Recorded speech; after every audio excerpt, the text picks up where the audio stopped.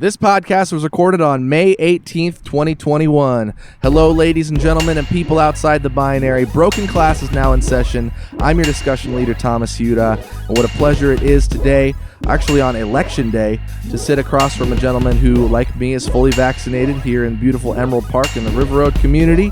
We're having so much fun. You should get vaccinated because I can really see this guy's face, and it feels like a blast from the past. And you are the president of NAMI Lane County. You're on the board of directors of NAMI Lane County. For people who don't know, that's the National Alliance on Mental Illness, Lane County. Daniel, how are you today? I'm doing great. How are you? I'm well. Thank you. Cool. I like to start off the show right off the bat by asking people, what is a controversial opinion that you have about anything? Well, you're not a Star Wars fan, so this is going to be a little highbrow, but I think Rogue One is in the top 3 of Star Wars movies. Really? Yeah. Okay. Yeah. Better than New Hope. Better than New Hope? What do people consider to be like one of the best? It's not like Phantom Menace. Empire Strikes Back is always at the top. Right. That's that old one, right? Yeah, it's not the middle. It's the middle of the first 3. Okay. And then usually there's a toss-up back and forth between 2 and 3. But I think Rogue One does it. Of all the new ones, I mean, it had the comedy, which was there from the first series. It had action. It was like Saving Private Ryan with lasers. Really? This is 2 in a row episodes that Saving Private Ryan were mentioned. So there we go. Okay.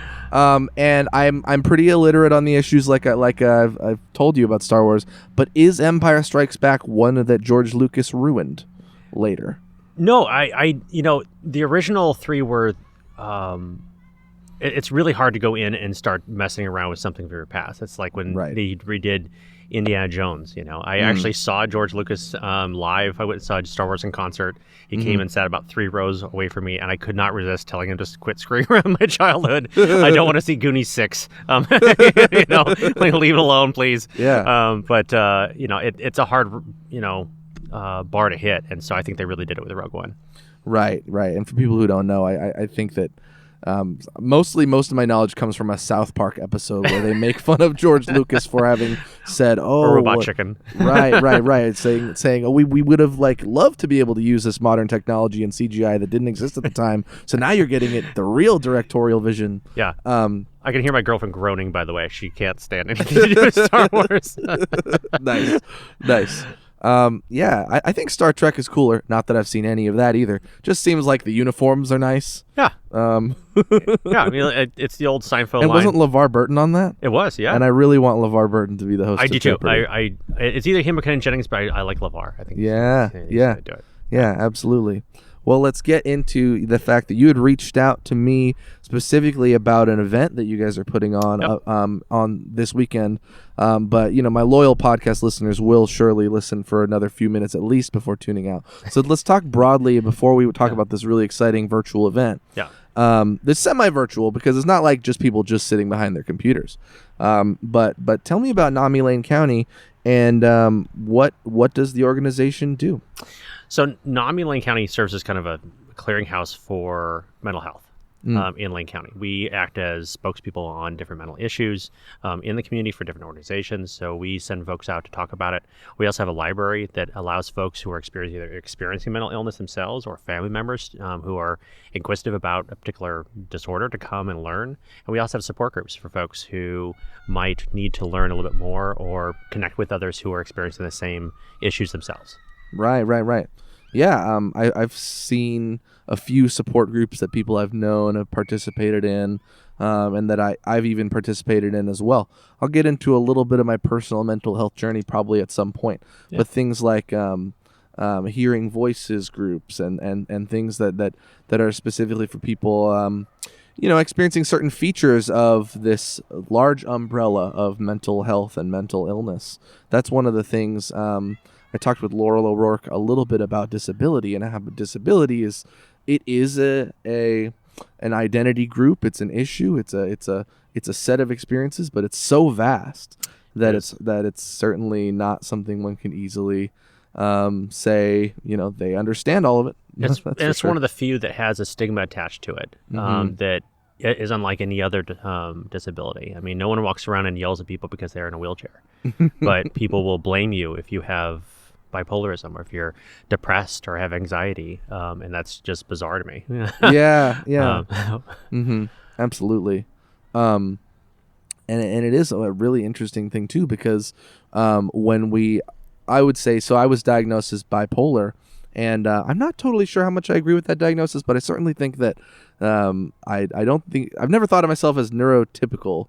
Ever since I first learned that word, I was like, ooh, I'm not typical, neurodivergent, and I've since kind of come to believe that I'm on the autism spectrum. Okay. Probably could have been diagnosed with Asperger's, but then I learned later, like, isn't that named after a Nazi or something? I don't know if you know much about that. No? Okay. So so my understanding, I heard from a friend of mine, was that Asperger's disorder was kind of the way that again, I could be wrong because you probably know more about this than me, but here we are on a podcast discussing issues that might or might not be completely true.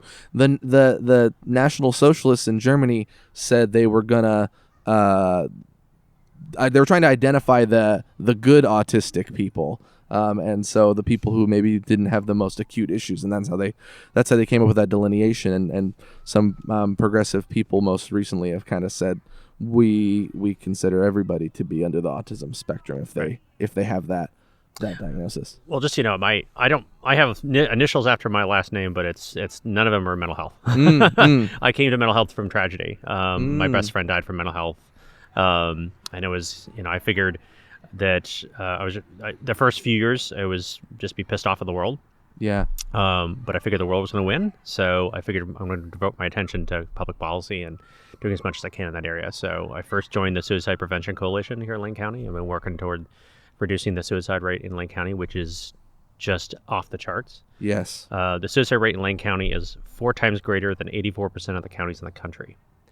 And 4 times greater than. Yeah. Wow. And if you live in Junction City, Cottage Grove, or Florence, it's twice that rate.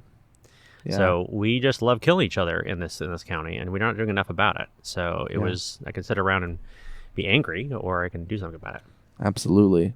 I mean, I was walking into a building the other day, and basically the person at the desk, there was a social services agency, and they had said, "Hey, Thomas, you didn't happen to see somebody outside hanging off of the building, did you?" And I said, "No, I did not see that." And they said, "Well, we got a call about somebody who might be doing that." This was the downtown on Olive, near pretty much like, not Olive, but Oak and Broadway, roughly. Okay. And there's that parking garage. And I of course I went outside immediately, and I looked, and I said, "Well, I got to take that seriously," and look, and I did not see any sign of an individual hanging off the building. So I came back in and I let the woman know.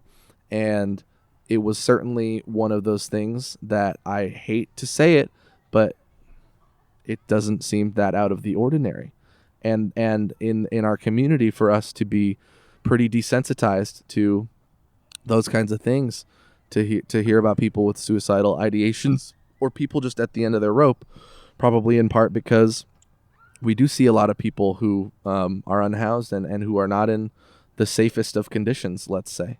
And I don't know, what do you think about ways that we overcome that desensitization? Or I know that you want to just make enough investments.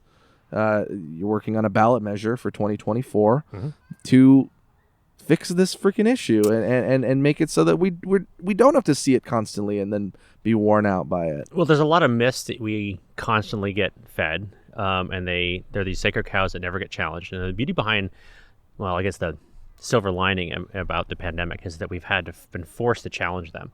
The idea that talking about it makes people commit suicide, and that's totally wrong. That we found that actually the suicide rate in 2020 went down for the first time in about 19 years. Wow. And it's something called the hero effect. It happens very, very rarely, and it has to happen when a certain number of kind of planets align. It has to be a national tragedy. It has to be where people across the board, across every spectrum, feel that there's something united we have to get against. So 9/11 would be a good example of it. Pearl Harbor would be another example of it. And so there's this kind of feeling that we have to unify towards some common thing, which is what happened during the pandemic. And we're already on track in 2021 to have a dual year of reduction in our suicide rate. not just in our county, not in our state, but also nationally. Wow. Which So has all three. never happened before. Wow. And I think that it's partly because we're forced to call and talk and communicate and check in with people that maybe we would have checked in and said, hey, how you doing, Thomas, and then hit the road. But now I'm forced to say, well, no, really, how are you? And that human connection stops people from doing it. Wow. I'm encouraged by that, and I wonder, as somebody with a lot more knowledge in this, so how long have you been working in the realm of mental health? Little less than 3 years. Okay. Yeah. Okay. Yeah. But that's certainly a lot still compared to me, let's say. And so building off of that, like, momentum being a silver lining of trauma, and trying to move that forward into a new way forward. How do you think we can accomplish that? I think we can accomplish it from a number of different ways. The first is to start treating it as an actual part of healthcare. It is just meat and water inside of our head, much like your spleen is or your heart is. And the idea that we're not going to treat it the same is ridiculous. We know next to nothing about the brain. We know more about the deep ocean than we do about the brain at this point. And we have a long way to go in that regard. We need to start treating our outside space as not the asylum that we're going to cast people out into. Since the 1930s, we've done a good job of eliminating asylums across the country, but that has had a cruel effect on the mental health because we didn't solve mental health. It's not because we closed down mental asylums that all of a sudden we solved mental health in this country. We had 7,100 beds in state hospitals in Oregon as late as about 50 years ago. We have 610 now for a state population of 4 million. Wow. Just in Lane County, the number of people who need continual mental health treatment and observation is about 24,000, or about half the population required to fill Autzen Stadium. And we have 600 beds. So this is a tsunami of a problem that no one's talking about. Right. And of course, funding. Lots and lots of funding. Well, it seems a natural tie-in to something that you're trying to model after something that occurred in Denver. Yeah. Where you basically want to help make the largest investment in mental health services in our state history. Yeah. So let's talk about that ballot measure, and you're aiming for 2024. Yeah, 2024. What will it do? Here in Lane County, it would be modeled after something called the Caring for Denver Act. It was passed by one of my political heroes, Leslie Harrod. She's a state representative, first gay woman, black member of the the Colorado legislature. And this is her first bill. It's her first bill? It was her first bill. Talk about a home run. Wow. She came to it very similarly through tragedy with her own family and mental health. So what it did was it created a nonprofit foundation that public monies are captured every year from there through a sales tax. So ours would probably have to be a property tax. And that money go into the foundation, and then that money is distributed to nonprofits, to NGOs, governments, private enterprise, whatever it needed to be that targeted mental health in key targeted areas that they focus on every year. So they'll list 5 areas for a given year and say, send in your request for proposal to fund for those programs, and then they'll evaluate who gets funding. They passed 70-30, no organized opposition. One of the chief proponents, or our chief kind of partners, was their Chamber of Commerce. Their Chamber of Commerce is so enthusiastic about it that they're willing to fly out here and sit with our Chamber of Commerce to discuss it. Really? Yeah. Wow. The Eugene area chamber, or for a tax increase that includes businesses, that's pretty remarkable. That is pretty. That doesn't sound to me like what I would expect to occur. Yeah. I wonder if one of the largest incentives for them is one thing I hear as coming from the business community, and some of my friends who are owners and GMs of businesses all around town don't want to be strictly associated with this perspective is, well, the unhoused and people having mental crises on the street are a blight on our streets, and they are deterring people from engaging with our downtown locations. And I wonder what... Well, I think that the part of the problem is they view everyone viewing them as the sole arbitrator of the solution when they need to be a part of the solution. And this is not going to be solved by private enterprise. This is going to be solved by government. This is what government was designed for, and government is failing. It's that simple. Yeah. You know, I mean, we have asylums where people who were in need of mental health care were treated, and there were horrors inside of the asylum system for sure. Right. But we took that one end of the pendulum and then swung back completely the other way. And now we have jails, emergency rooms in the streets that are the asylum for people now. And we just rotate them through this never-ending revolving door that is more cruel and more painful and more horrific to them than anything we ever had before. We had a gentleman who goes to the Lane County Jail every month, and he is a totally rational person when he's on his medication, but he doesn't have the health care to remind him to get his medical health care. And so when he goes off of it, his issue is he likes to smear his feces on walls. That's his thing, right? So he eventually gets picked up. He gets taken out of down to the hospital, who treats him and then sends him to the jail, where he sits there for a couple weeks and does that until he gets back on his medication, and then he's fine. And when you talk to him, he will tell you that he doesn't want to do these things. He doesn't know why he does these things. Right? He wants to get a job, and he wants to have kids, and he wants to be a productive part of our society, but our society doesn't care to give him the health care that he needs. Instead, sends him back for the small business owner to have to call the police to get him out of their stoop. How is that anybody's their responsibility? It's our responsibility. I think that there are people who don't, who okay, there is an opposition to equity, right? So there is a lot of support for equity and understanding that people have different needs, and equity. I always try to think of it as a means towards equality, right? And I think that's a clear example where some people have different needs that they fundamentally will allow them to function and be able to succeed and not cause trouble for the person who has to wipe the crap off the wall. And it seems like I would love for more people to hear those kinds of stories instead of, I think a lot of people get their information on social media, and a big source of it on there is local news, and then you look at the comments because you don't have time to read the article. And any time that mental health or houselessness or anything that touches or anything related to drug use or drug abuse is brought up, it seems there's a prevailing strong narrative in this county of anger and only pushing the personal responsibility angle of things. I've seen, we became friends on Facebook, and I see sometimes you will thank you for replying to people who have such a woeful misunderstanding of they're just wrong. They're just they're just wrong. There's no way around it. And this John McClane cowboy power through it. You're not going to power through diabetes. You're not going to power through cancer. And it's insane, for lack of a better word, to suggest that the insane can, and that we're going to blame people or shame them into sane. That's that is ridiculous. You know. And so if to flip the coin a little bit, if we were to assume that the other side in this has got their mental health ducks in order, then the statistics would bear that out. But if you look at the statistics of who's committing suicide in this county, it is 45 to 60-year-old men with a gun. So that demographic is the least likely to go get mental health checked up. Is the least likely to go get a prostate exam. Is the least likely. So if you're not dying from that, you're dying of prostate cancer. So the idea that we are all doing okay is wrong. We're not doing okay.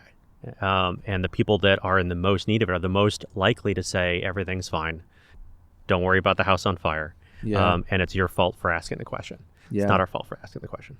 It reminds me a little bit of a very sad story of the woman in Estacada who was refused to get vaccinated. She didn't like visits to the doctor, and she was afraid of needles. And she taught in their school district for I think 20 years and was a beloved member of that community. Her name escapes me right now.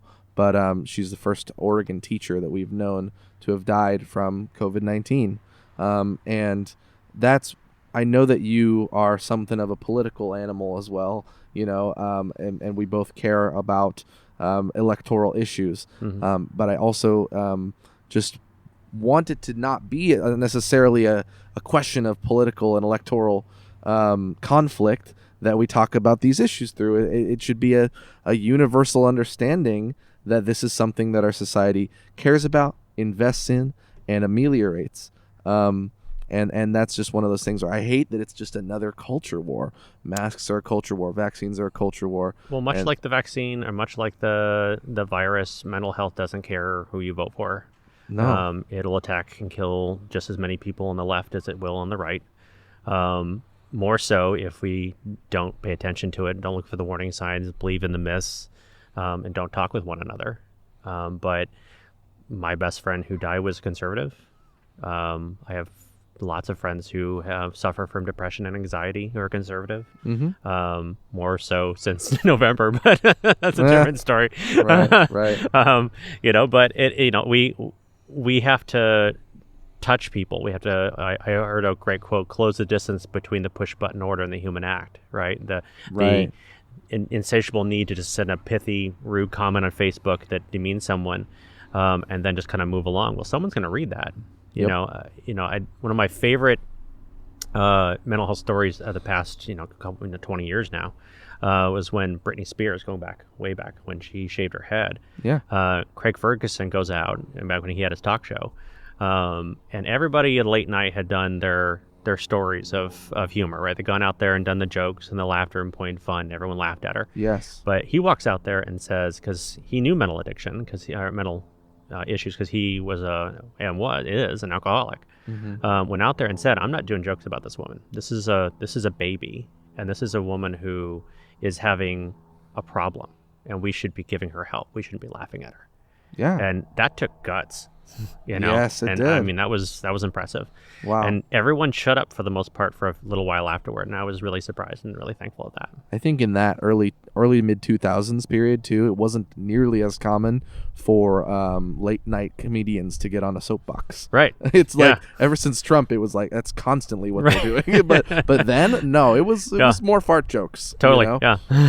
So that is impressive. I remember that happening because everybody saw it at least like at the grocery store. You walk by and see those terrible pictures like on the tabloids, and I don't know how I was born in 93, so if that happened around like 2004, I was 11. Right. But I could understand this is bullying, this is not well, that's not what social media does. I mean, it defines everybody down by the worst moment of their life, and Seriously. it's all about, well, whatever I am, I'm not that, and that's just not true.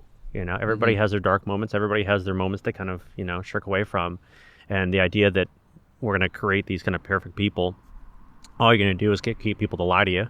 People are human. They'll make mistakes. It is what it is. Right. And that if we present this outward image that everything is fine while the darkness inside of us is growing, and we don't listen and try to communicate that to other people, you're going to get in a pretty tough spot for yourself.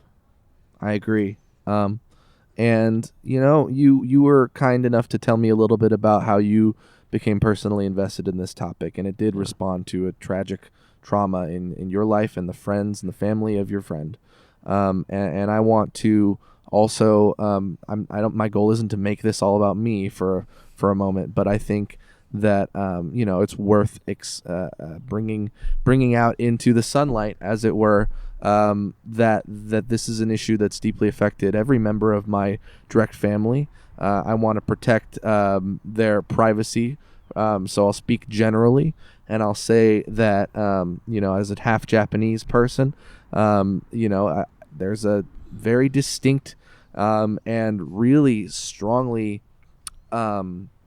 actively enforced stigma in the Japanese culture about it. Here it's actively, but it's also very passively and enforced, and it's enforced through omission, through the lack of discussion around it, particularly for K through 12 children, etc.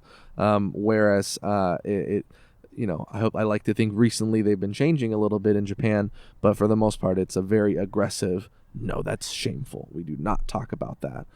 And that really manifested in, my parents got divorced in 2011. They had a big conflict in 2011 that led to one of them being incarcerated, and the divorce I think finalized in like 2012 or something. And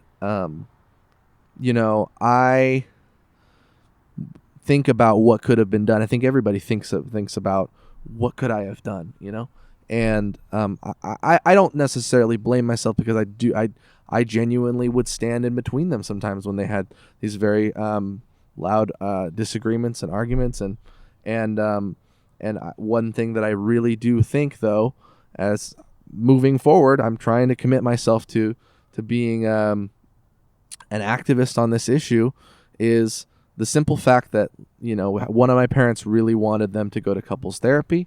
The other person did not want at all for that to occur, because it sounded like that was an omission, that something with them was fundamentally wrong. Something was broken. And I'm very disappointed that I couldn't have, again, I'm not trying to blame myself, but I do think maybe I could have entered that conversation more. What was I, like 12, 13, 14 when these conversations are happening? It would have been hard. But to be able to say, we can't just persist in this state knowing that, you guys are not healthy with one another, hating one another, and also just hating your own selves for the symptoms that you're experiencing and not having the support that you need. I think things could have gone way, way differently. And it sucks. Yeah. Well, blaming yourself is a thing I know a lot about. It is a endless hole you just don't go down. You're looking for answers that can never be answered. And the best thing to do is to focus. I think, for my own version of it, is to focus on, what can I do to make sure this doesn't happen to someone else? That if for yourself, it's how do I break this chain? Because you're part of a continuation, a cycle. So your job is to stop that cycle from happening again. So all the pressure is on you to make that happen. I think it's generational. I don't know your parents, but there's, I'm sure, a generational component to it. Our generation is a lot more open to this kind of thing, and talking about their feelings and talking about anxiety and depression. And that's the thing about mental health is, we talk in these absolutes or these extremes, bipolarism and schizophrenia and dementia and that kind of stuff. Those are great and powerful parts of mental health to discuss, but anxiety, depression costs this country $40 billion a year in lost productivity. Wow. So that's a Fortune 500 company times about 2. Right. So, if we talk about those and talk about how we can address those without feeling the need to pop pills and go that route, and prop up the pharmaceutical companies, then how do we have a conversation that is healthy? Yeah. And I don't think that it comes from shying away from the topic or pretending it'll go away or powering through it or any other, Hallmark card version we want to lie to ourselves about. Hey, I think that I'm optimistic that we can get more people on board about this issue, regardless of who they voted for in the past, etc. And, I can't help but think when you talk about the economic loss of productivity from it, like, I've never really thought about that. I've probably heard a stat like that before in the past and flipped right past it. But some person who's an aspiring CEO is going to be like, oh, crap, we got to fix that. Sure. And it brings me back a little bit to the resources and the finances behind trying to make a public investment. Yeah. And I talked to people, Rose Wilde, who's on the Lane ESD, about how there's a pretty large contingent of people.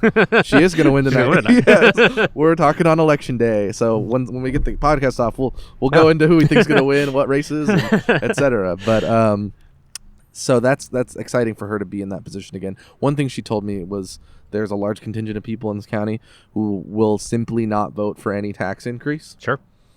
And that's your response to that. I don't know. I think that comes from just a basic distrust of government ability to do its job. So part of it is our fault for not doing a better job. Part of it is from the wearing the hat of the public's job of hiring bad people. Democracy doesn't give you a good government. It gets you the ability to get rid of a bad one. That's the difference, right? So if you don't like... so true. We vote in opposition so much more than we think. Right.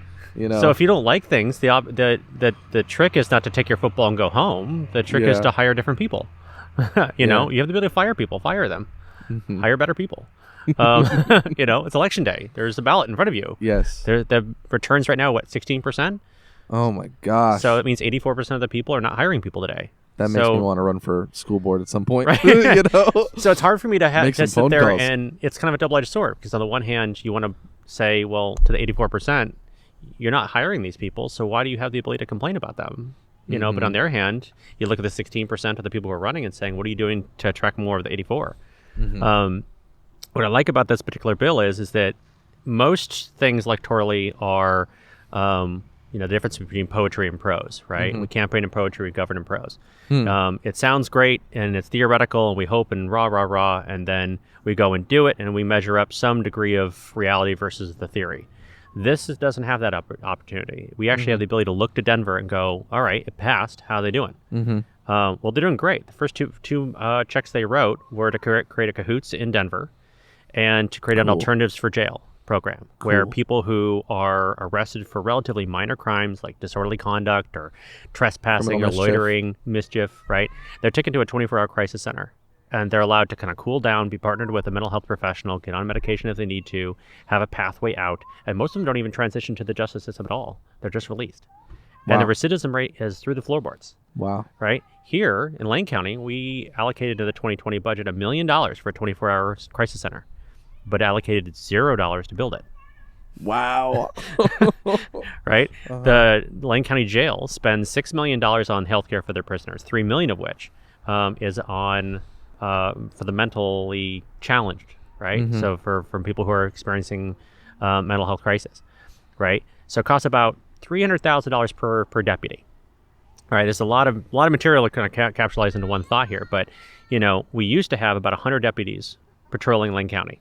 We now have about 22.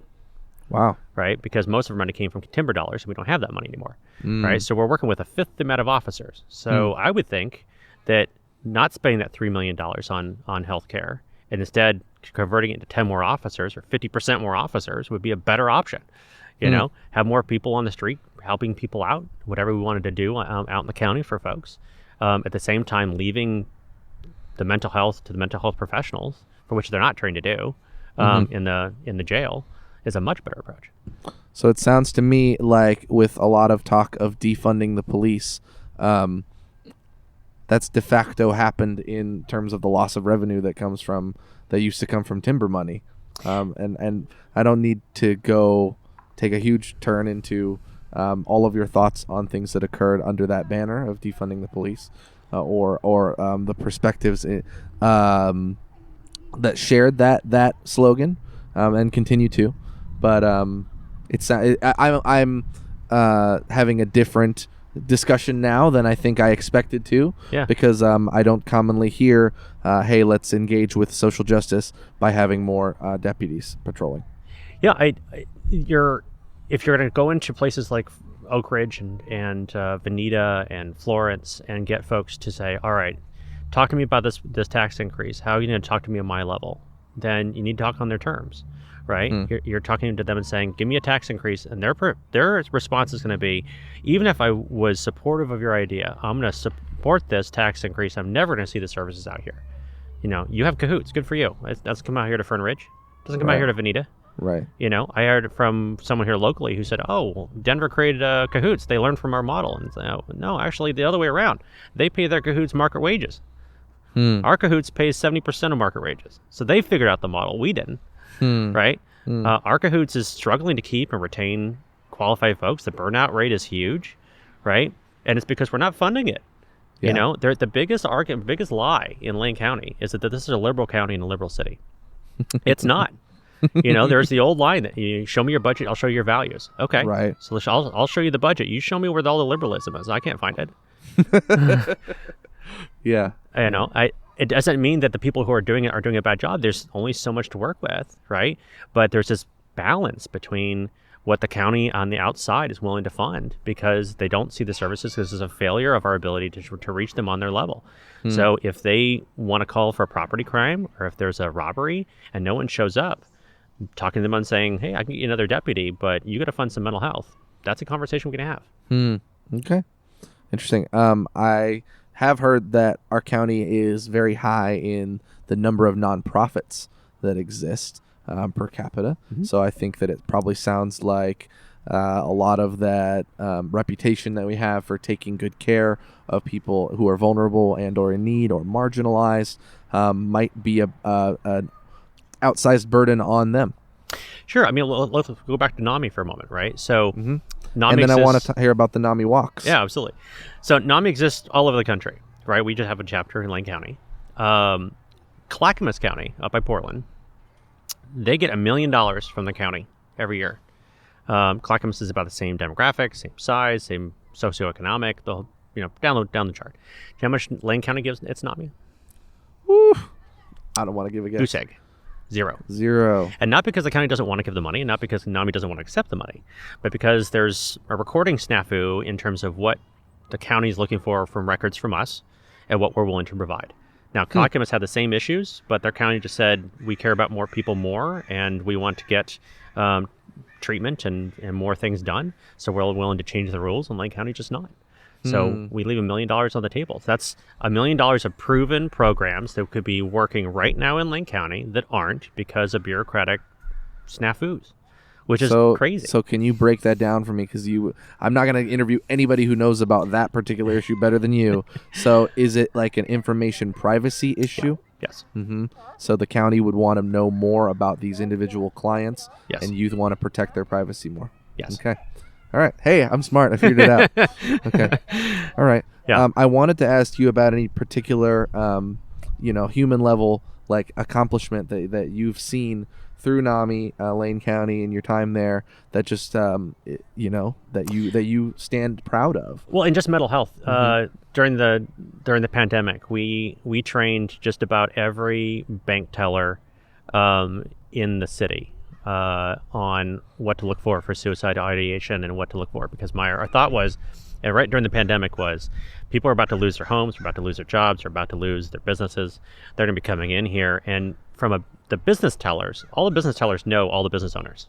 I'm a business owner. I know my bank teller's name, I know their kids' names. I've seen them play soccer. So you're going to know when they come in and they're acting different, right? So the bank teller becomes the bartender, becomes the barista, Yeah. and they're going to be able to identify when someone might be in crisis if they're liquidating their account and giving it to their kids. Yeah. Little things like that. And then we set about a program to train through almost like a mental health neighborhood watch. People who are taxi cab drivers, and again, baristas and bartenders, because it's honestly the people who serve you beer at night and coffee in the morning that know more about your small town than anybody else. So you're going to know if Bill comes in and Bill's not acting like himself, Right. And so we just turned everybody into a listening post. Wow. We trained over 1,000 people this past year. Wow. Which is pretty cool for volunteers. That's amazing. Yeah. So Cool. I mean, the suicide rate went down. I'm not claiming credit for it, but I'll take the win. I mean, Right. Absolutely. in mental health, there's very few times you have some points on the board. So Yeah. I feel heartened by that, and I didn't do anything. Get involved, everybody. Get involved with NAMI Lane County. How can people get involved? So this weekend, this Saturday, we're having a NAMI walk. It's our annual walk. It's our biggest fundraiser of the year. We try to raise about 20,000. We're about 12,000 right now, which is on par to beat last year's numbers. It's a virtual walk, which is weird. That'd be funny. You get two people participating, and they're both like on their phones, and they bump into each other. I was thinking, is it like Sim City where you get people to like walk? I mean, like no. So the idea is it becomes you personalize it however you want, right? So if you want to go walk your neighborhood, if you want to walk your friend's neighborhood, if you want to just spend a little bit of moment online and talk about your own mental health challenges or your friends or family or how you're doing, I think you'd be hard pressed to find anybody who hasn't been impacted by mental health in the past year. And frankly, if you're having a hard time, the people around you are lying to you. Yeah. And it's your job, if you love them, to press them. It's not okay to just simply say, how you doing, then move on. Just simply do some probing questions. It's not that hard. So anyway, on Saturday, that's what we're going to be doing. I'm going to be walking along the riverfront here in the River Road, talking about my friend and my own struggles in mental health, and what 2020 has been like, what 2021 looks to be like, and hoping that other people kind of engage in that dialogue. As much as I would love the money to donate to NAMI, by all means, feel free to donate. I would much rather prefer to see my Facebook feed be filled with my friends in and around my area talking about mental health, because that permeates outward, both and good and bad, because every time you talk about, back to the Britney Spears thing, every time you do something in that regard, like a good one example would be Caitlyn Jenner just announced that she's going to run for governor of California, right? She did. Not my cup of tea for her politics, but that's okay. But the comments had nothing to do with her political platform. It had everything to do with what you expect it to be about, right? Right. So in addition to that being just totally scummy, but what you're doing is you're training all of your friends to look to you as an intolerant person who they can't come to if they're in crisis. That if that's what it is. So you just turn me off. I can never come to you because you're a judgmental person, right? So instead of doing that for your 2 seconds of Schadenfreude, how about look to that person as a human being, talk to them about policy, that's fine, or just shut the hell up and don't talk about it at all. Right. And actually be a gateway for your friends and your family. Right. Hey, if we weren't in such a really awesome conversation about mental health, we'd go into Caitlyn. And one thing is, this, I have to be very clear that I'm not trying to victim blame here, and I don't think that I am. But it is one of those things as well where I wish there were more policy to talk about. Of course, you could talk more about her that isn't just critiquing the fact that she is an out trans woman. Yep. But it's one of those political campaigns. It's like everything that I find not so pleasant about politics is like, let's have a nice pretty website with a pretty logo, you can buy merch, you can donate, and I'm going to say that I'm here to champion the everyman or whatever. Right. It's like, tell me one thing that you're actually going to do. Like, what's one regulation you're actually like opposed to, instead of just I'm anti-regulations, right? So that's interesting. But yeah, I think there's something really to be said about that. And when we talked about Britney Spears, I really liked the New York Times documentary that came out recently about her.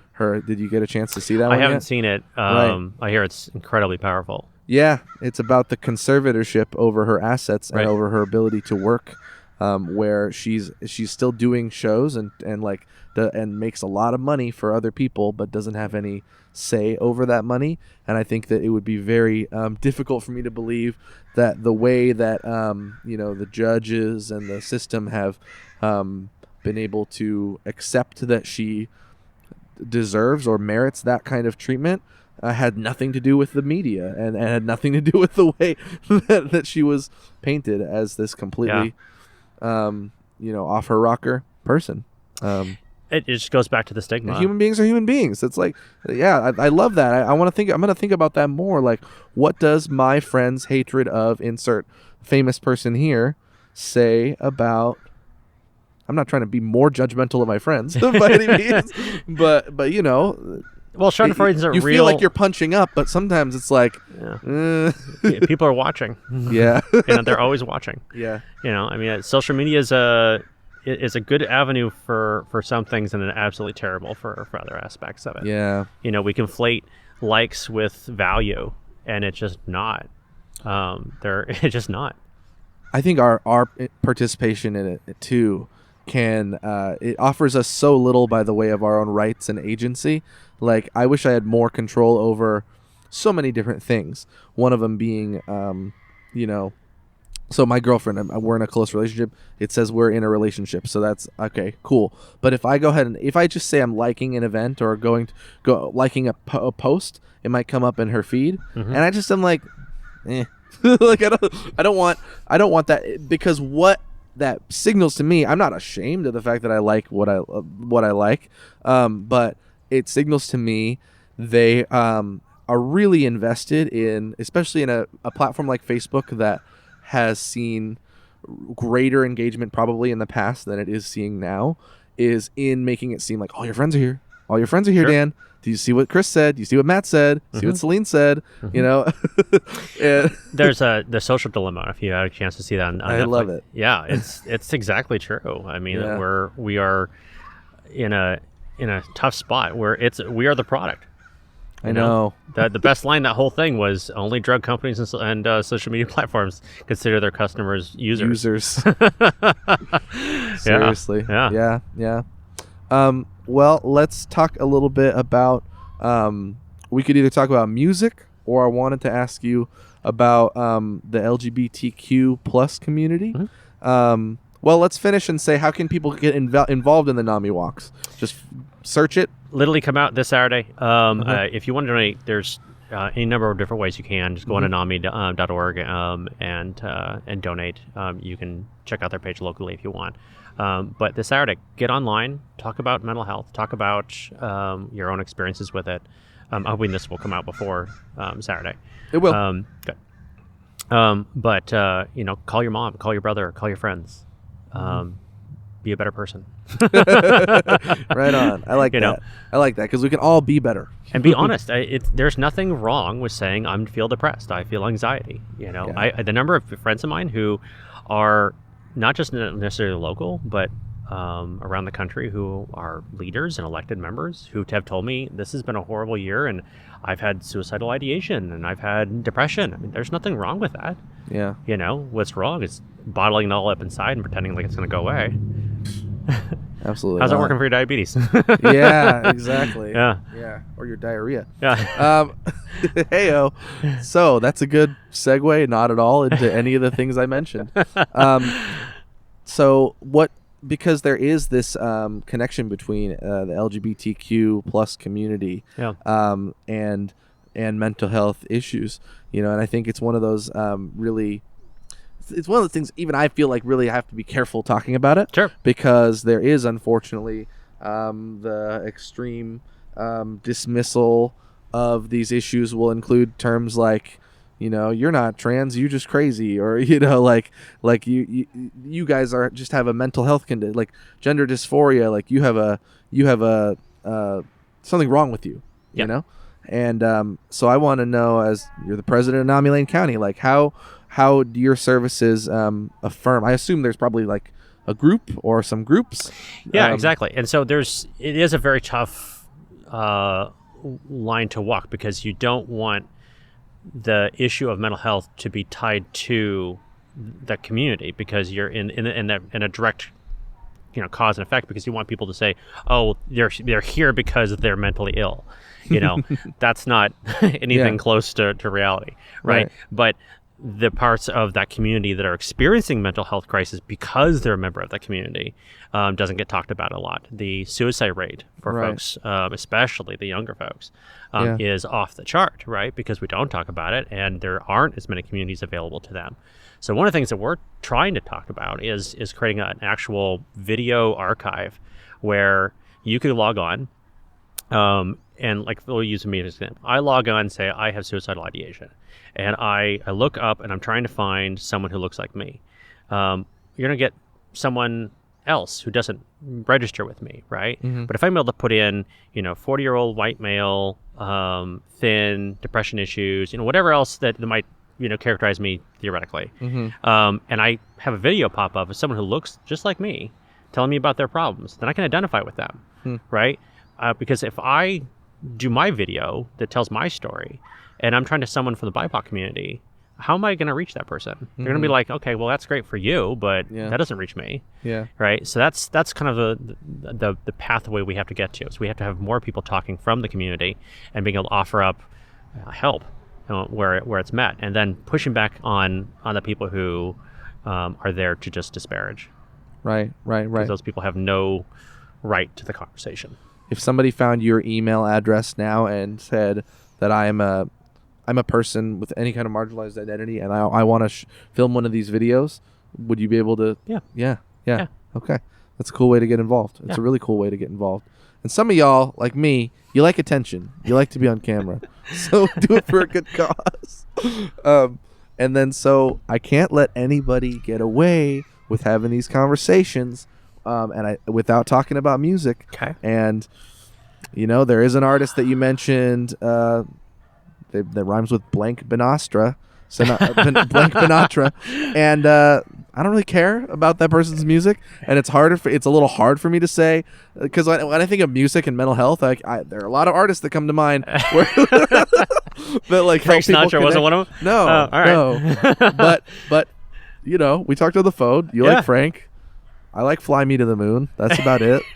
Go Dan Isaacson, the music discussion. I figure the best way is I'll just open up my iPad and I'll just go through some of the songs I'm listening to, man. You know, I won't tell you that I was just listening to Katy Perry because I'm not going to have that conversation. She just released a Pokemon song called Electric. Where she's running around with a Pikachu. This isn't helping my argument. Chris Clafford. I like Chris Clafford. Post Malone. Post Malone's got a good voice. He does. He has a surprising voice. Yeah. You don't expect. Yeah. You know? Yeah, and it's gruff, but it's pretty. It's gruff, but it's pretty. Yeah. I like Macklemore. I do like Taylor Swift. I don't care. Taylor Swift is great. I love what she's doing about trying to re-record all of her freaking albums. Like, who else could do that? Well, she's doing that because like the rights to it. yeah, she wants the rights to it instead yeah. of this predatory previous contractual thing that she's had to go through. Well, I also love how hard she's worked for what she has. I mean, that girl has worked her ass off to get where she has. It isn't like, so much of music now is just this kind of cookie cutter, just, we found someone, let's just Lego build their career and then push them off in front of people for about 5 years until they, flame out. Have you seen her Miss Americana documentary on Netflix? Yeah. All right. Well, that's another situation where it goes into the mental health and the bullying. Totally. The bullying of a public figure. And everyone loved her until she had an opinion. Exactly. And shoot, if I was from Tennessee, I probably wouldn't have nice things to say about Marsha Blackburn either. I thought what she said was pretty benign for what she could have said. Fair enough. But I mean, she's got 100 million followers and one of the richest women in country music, and she has a large microphone. And she should be able to use it. Right. Right. And the funny part is that not to get off on a right versus left here, but the whole idea of cancel culture. Do we not remember the Dixie There are Chicks? some Republicans I like, by the way. Marsha Blackburn is not really one of them. Okay. The Dixie Chicks, who go by the Chicks now. Right. But I mean, did we not forget that they were completely canceled because they had an opinion? So apparently, that's the cancel culture only exists if you're canceling things I don't like. Yep. So that seems bizarre to me. Yep. And it is a thing where I have seen it play out in unjust ways that I've believed to be unjust ways or unfair or cruel ways towards people all across the political spectrum. And so that's why I do want to recognize that, we could be less quick to pile on about people or really the path to redemption, I think, is an important component that is missing. So that's why I want it to be seen as something that we can have a real conversation about how do we move forward and recognize that people are human beings who make mistakes. I don't like that it's Trump like talking about it, like. Well, that's the toxicity of the past 4 years. But for me, it's like, I can distance myself from the professional person that I'm buying into, whether it's a songwriter or a comedian or whatever. I like Louis C.K. I think he's funny as hell, right? I think what he did was abhorrent, right? So, I'm not going to go to a hotel room with him, but I'll listen to some of his comedy, right? So the same thing with Dixie Chicks. Like, I can like their music and disagree with them politically. Is that such a, do we have to literally identify with everything they possibly do? Oh, they like cornflakes. I don't like cornflakes. I can't be a part of their life anymore. That just is insane. I mean, like, I think we have to have some degree of listening to the whole person, but then also kind of separating out the parts and putting everything in balance. And then the people who make their whole life about one little aspect of it, I think they're the vocal minority, and just push them off on the side and move on. All right. Yeah. Interesting. Yeah. Well, we're gonna have to end because I love cornflakes and he doesn't. I'm just kidding. Yeah. I don't know what else we could talk about, man. Do you like hip hop at all? I like Jay-Z. I think he's probably one of the smartest people in show business. Jay-Z is absolutely incredible. And it's really sad to me that he and Kanye fell out so much. I do not like Kanye. You don't like Kanye? Even a little tiny bit. Yeah, fair enough. I think that he but then again, I could tell you that, like, that's a person who's been very public about his mental health struggles. That is true. But I like that. Okay, let's get to the place where you can just really dislike Kanye, and I don't think you're ableist about it. Because I mean, there should be people who bring it out into the forefront, and that isn't a condition of whether or not you like them. Right. It just is a component of them as a person. Yeah. I welcome his ability to go and make more albums. I'm not going to buy any of them, but yeah. Yeah, absolutely.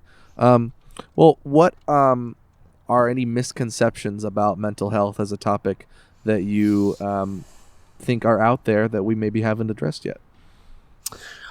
In suicide, that if you talk about it, it's going to perpetuate it. That one of my favorite ones is people talk about suicide contagion. Yeah, doesn't exist. Nice. The other one is if I take away the means that they're, like for example, guns, right? Men shoot themselves, women poison themselves. That's how it works, right? So the argument is, well, if I take away his gun, he's just going to, do something else. No, he doesn't.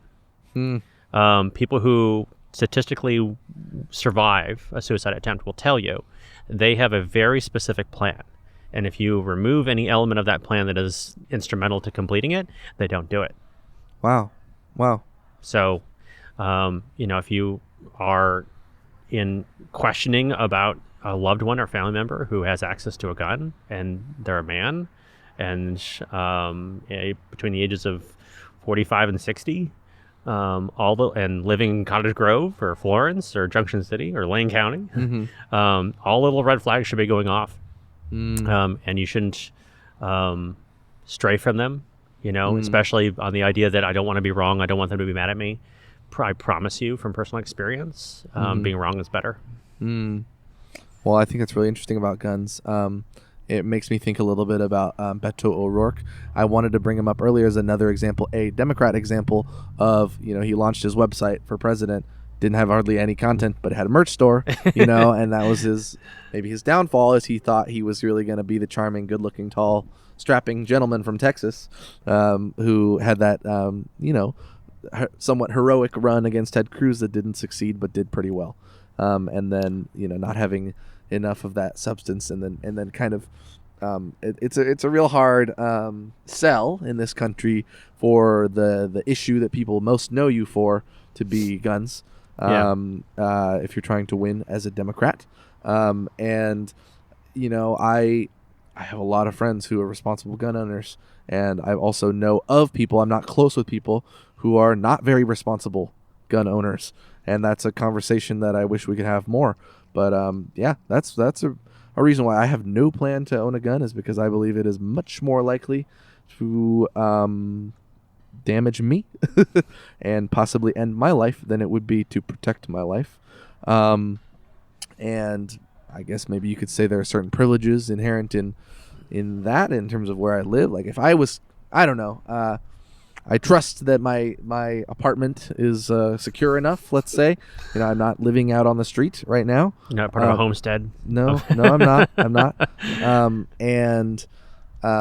But that is something where I do recognize that I've had mental health symptoms in the past that led to feelings of grandeur and big highs and big lows.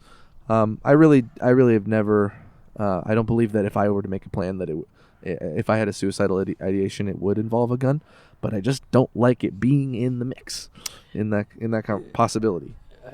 If it's not part of the equation, then it's not part of the equation, right? Yeah. And the other aspect is just being direct. Just simply saying to someone, "Are you thinking about harming yourself? Are you thinking about killing yourself?" Those are powerful words, and people rarely want to question a very simple question to folks. But people will tell you a lot of times if they're thinking about it, because they're needing help. But the idea that it's selfish, that idea that it's a cowardly act, most people will tell you that the reason they did it is because they thought they were already being selfish to their family by sucking the air out of every room or out of draining on them emotionally. They thought that that they're helping by doing it. So if a family member confronts them and says, "We value your life more than your death. We're afraid for you. We want to get you help. We're here for you." Those are powerful things. Absolutely. Because the survivor's guilt is way worse. The survivor's guilt is, emotional self-emulsion.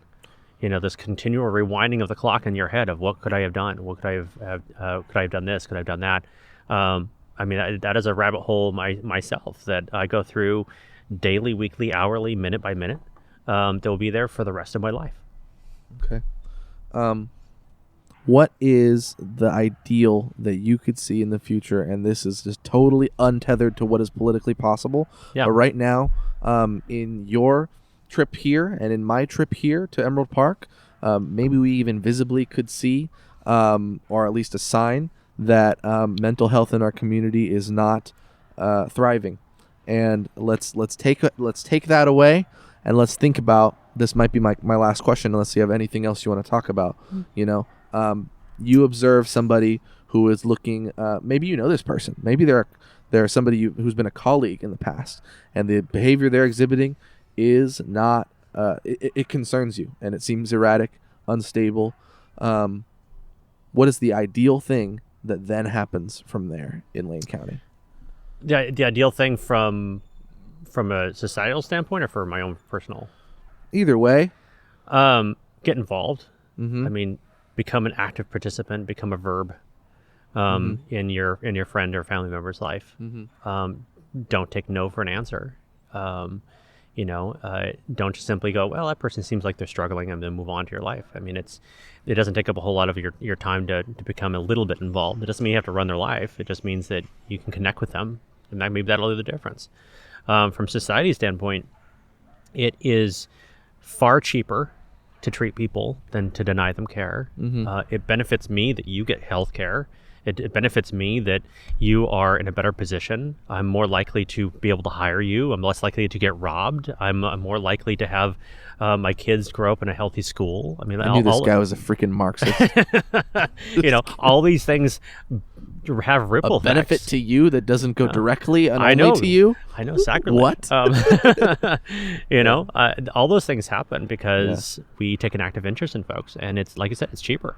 If we want to spend less money in a more efficient way, then kicking people out on the street who are unable to care for themselves and hoping that somehow miraculously they're touched by some omnipotent power that cures them is a rather bizarre healthcare policy, as far as I'm concerned. Right.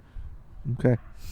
Hey, man, it's a good place to end it. Yeah, man. I really appreciate your chat, and you guys check out NAMI Lane County, and hopefully we'll chat again sometime. Definitely. All right. Bye, everybody. Take care.